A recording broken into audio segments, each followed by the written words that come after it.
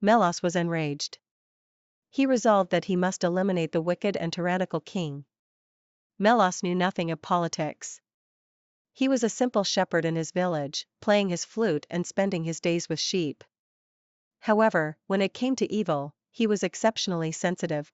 Early this morning, Melos left his village, crossing fields and mountains, and arrived at the city of Syracuse, 10 leagues away. Melos had no father, no mother, and no wife. He lived with his 16-year-old, shy younger sister. This sister was soon to marry a respectable young shepherd from their village. The wedding was approaching. That was why Melos had traveled all the way to the city, to purchase his sister's wedding garments and feast supplies for the celebration. First, Melos gathered the necessary items. Then, he wandered aimlessly along the main road of the city. Melos had a childhood friend named Selynuncius. Now, Selynuncius worked as a stonemason in the city of Syracuse. Melos intended to visit him. It had been a long time since they had last met, and he was looking forward to the visit. However, as Melos walked, he began to sense something strange about the city. It was eerily silent. Of course, the sun had already set, and it was normal for the city to be dark at night. But something felt different. It wasn't just the night, it was as if the entire city had fallen into an unnatural gloom. Even the usually carefree Melos began to feel uneasy. Did something happen? When I visited this city 2 years ago, people were singing and lively even at night. However, the young man he spoke to simply shook his head and did not answer. After walking for a while, Melos encountered an old man. This time, he questioned him in a stronger tone. Hey, what's going on? What has happened? The king kills people. Why does he kill them? He claims they harbor evil intentions, but none of them do. Has he killed many people? Yes. First, he killed his sister's husband. Then, his own heir. Then, his sister. After that, his sister's child. Then, the queen. And finally, the wise minister, Alexius. Incredible. Has the king gone mad? No, he is not mad. He says he simply cannot trust people. Lately, he has even begun to suspect his vassals. Those who live even slightly lavishly are ordered to hand over a hostage. If they refuse, they are crucified and killed. Today alone, 6 people were executed. Melos was furious. What a foolish king! He must not be allowed to live. Melos was a simple man. Carrying his purchased goods on his back, he leisurely entered the royal castle. He was immediately seized by patrolling officers. When searched, a dagger was found in Melos' pocket, escalating the situation. Melos was brought before the king. Why did you carry a dagger into the castle? To kill you. Why? Because you are a tyrant. The ministers turned pale and trembled. However, the king laughed loudly. You are an amusing fellow. Are you not a fool? I am not a fool. Then, the king spoke quietly. Is there anyone in this world who can truly be trusted? Yes. I have a friend. Do you believe that your friend would die for you? He would die. The king remained silent for a while before speaking slowly. If I cannot trust you, then fine. There is a stonemason in this city named Selenuntius. He is your dearest friend, is he not? Leave him here as your hostage. If you do not return by sunset on the third day, I shall strangle him. Hearing this, the king secretly smirked. He will never return. It will be amusing to pretend I was fooled and let him go. Then, on the third day, I will execute the hostage instead. I will show the world that honesty is a foolish illusion. I have granted your request. Summon your substitute. You must return by sunset on the third day. If you are late, I will surely kill him. Selenuntius, Melos's childhood friend, was summoned to the royal castle in the middle of the night. Before the tyrant Dionysius, two good friends were reunited after 2 years. Melos explained everything to his friend. Selenuntius nodded silently and embraced Melos tightly. That was enough between friends. Selenuntius was bound with ropes. Melos departed immediately. It was early summer, under a sky full of stars. That night, Melos did not sleep at all. He hurried over 10 leagues and arrived at the village the following morning. The sun was already high, and the villagers had begun their work in the fields. Melos's 16-year-old sister was tending the flock in his place that day. She was surprised to see her brother staggering toward her, utterly exhausted. She immediately began bombarding him with anxious questions. Brother, what happened? What's going on? It's nothing. I left some business unfinished in the city. I must go back right away. Tomorrow, your wedding will take place. Sooner is better, isn't it? The sister blushed. Are you happy? I also bought you a beautiful dress. Now go and tell the villagers. The wedding will be tomorrow.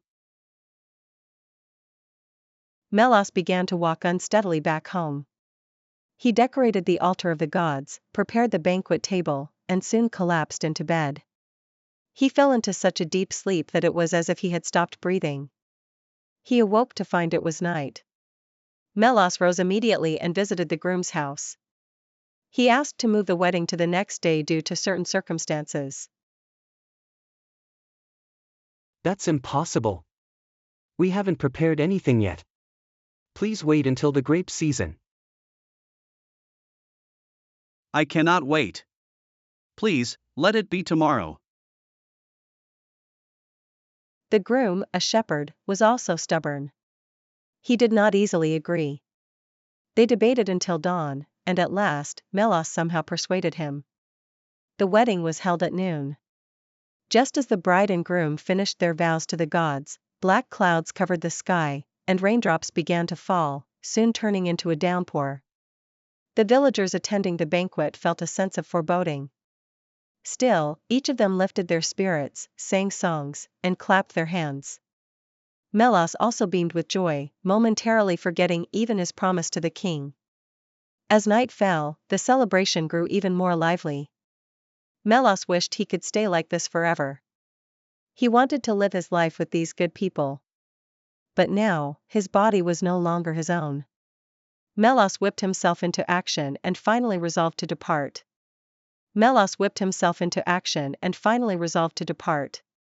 There was still plenty of time before sunset the next day. He thought to himself, I'll take a short nap, then set out right away. By then, the rain would have let up a bit. He wanted to stay in this house just a little longer. Even a man like Melos could not completely let go of lingering attachment. He awoke around dawn the next day. Melos jumped up. Oh no, did I oversleep? No, it's still okay. If I leave right now, I'll make it in time for the promised hour. Melos swung both arms wide and dashed into the rain like an arrow. I will be killed tonight. I run in order to be killed. I run to save my friend who stands in for me. I run to overthrow the treachery and cunning of the king. Leaving the village, crossing the fields, and passing through the forest, Melos reached the neighboring village. By then, the rain had stopped, and the sun had risen high in the sky. Melos wiped the sweat from his forehead with his fist and thought, "It's okay now. I have no more lingering attachments to my hometown." But then, look at the river ahead. Due to yesterday's heavy rain, the mountain spring had overflowed and destroyed the bridge in one surge. Melos stood stunned. Time keeps slipping away. The sun is already at its zenith. If I don't reach the castle before it sets, my dear friend will die in my place. Melos steeled himself. He had no choice but to swim across. Ah, may the gods bear witness. Melos dove into the current with a splash and struggled fiercely against the muddy torrent. With all his strength in his arms, he forced his way through the raging stream. Finally, he managed to cling to the trunk of a tree on the opposite bank. Thank goodness. Melos began running again. But just as he climbed the mountain pass, suddenly, a band of mountain bandits jumped out before him. Stop. What are you doing? I must reach the castle before the sun sets. Let me go. No way. Leave everything you have. I have nothing but my life. And that one life, I am going to give to the king. It's that life we want. The bandits all raised their clubs at once. But Melos quickly dodged, snatched a club. I'm sorry, but this is for justice. He fiercely struck down 3 of them and ran off while the others hesitated. However, exhaustion finally caught up with him, and Melos collapsed to his knees. He could no longer stand. He looked up at the sky and burst into tears of frustration. Ah, they trusted me. Have I failed them? At that moment, he heard the gentle murmur of flowing water. When he lifted his head and looked at his feet, a small spring was bubbling up. Melos scooped the water with both hands and drank. He let out a long sigh and felt as if he had awakened from a dream. I can walk. Let's go. I am trusted. Melos stood up once more and began running toward the royal castle. Melos must live up to the trust placed in him. That was all that mattered now. Run, Melos, run. I am trusted. I am trusted. The whispers of that devil earlier were only a dream. Forget them. Melos ran with all his might.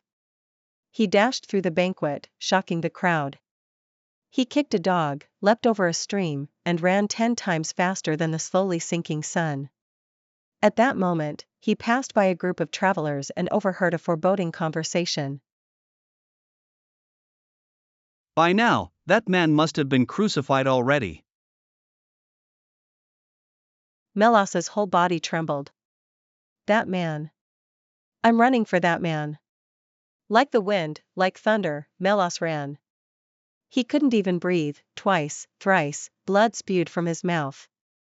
Far ahead, the tower of Syracuse came into view. It sparkled in the light of the setting sun. Then, a groaning voice was carried on the wind. Lord Melos. Who's there? I am the disciple of your friend, Selanuncius. It's no use anymore. Please stop running. Your friend is about to be executed this very moment. No, the sun has not set yet. The king mocked him many times, but even so, Selanuncius believed, saying, Melos will come. That's why I run. Because I am trusted, I run. Ah, have you gone mad? But perhaps you might still make it. Run. Melos mustered his last strength. He thought of nothing else, only running. As the sun wavered and dipped below the horizon, just as the final glow was about to vanish, Melos burst into the execution ground like a gale. Wait. Don't kill that man. Melos has returned. Just as promised, I have returned now. He thought he had shouted, but his voice came out hoarse and broken. The crowd didn't notice. The crucifixion stake was already upright, and Selenuncius, bound by rope, was slowly being lifted. Melos pushed through the crowd with his last ounce of strength, as if breaking through a flood. It's me. Executioner. I'm the one to be killed. I'm Melos. The one who made him a hostage is here. The crowd erupted in astonishment. Bravo! Forgive them! Voices shouted in unison. Finally, the ropes binding Selenuncius were untied. Selenuncius, strike me. Strike my cheek with all your strength. I had a moment of weakness, a terrible dream along the way. If you do not hit me, I am not worthy to embrace you. Selenuncius understood everything and nodded quietly. With a sound that echoed across the entire execution ground, Selenuncius struck Melos's cheek. Melos, now you strike me. Hit my cheek just as loudly. In these 3 days, there was one fleeting moment when I doubted you. For the first time in my life, I doubted you. If you do not strike me, I cannot embrace you. Melos raised his arm and struck Selenuncius's cheek with a fierce sound. Thank you, my friend. Thank you, my friend. The two embraced tightly and sobbed loudly with joy. From among the crowd, the sound of sobbing could also be heard. And there was a man who had been watching them from behind. It was the tyrant Dionysius. He quietly approached the two and, blushing, spoke. Your wish has been granted. You have triumphed over my heart. Faith was not an empty delusion after all. Please, allow me to join you. I ask you to accept my request and make me one of your friends. Cheers erupted from the crowd. Bonsai. Long live the king.